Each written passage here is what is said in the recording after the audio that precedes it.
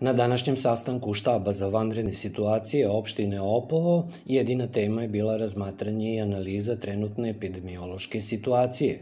Prema poslednjem preseku, na teritoriji opštine Opovo registrovano je 9 aktivnih slučajeva obolelih od koronavirusa. Predsjednik opštine i štaba za vanredne situacije Miloš Markov uputio je apel građanima da se pridržavaju preventivnih mera i najavio pojačanu kontrolu u javnim zatvorenim prostorima i javnom prevozu kako bi se sprečilo širenje epidemije. Razmatrali smo na štabu danas broj aktivnih slučajeva na teritoriji opštine Opovo zaraženih virusom COVID-19.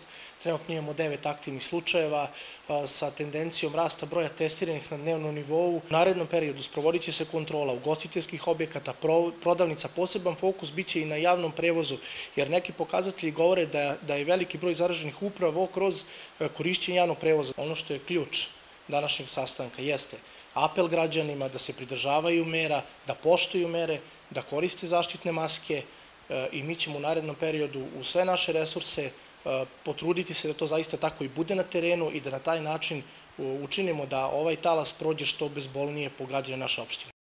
Pored nošenja zaštitnih maski u zatvorenim prostorima, potrebno je primenjivati socijalno distanciranje na otvorenom. Takođe, preporučuje se i neprisustvovanje na sportskim manifestacijama, odnosno da se utakmice održavaju bez prisustva gledalaca.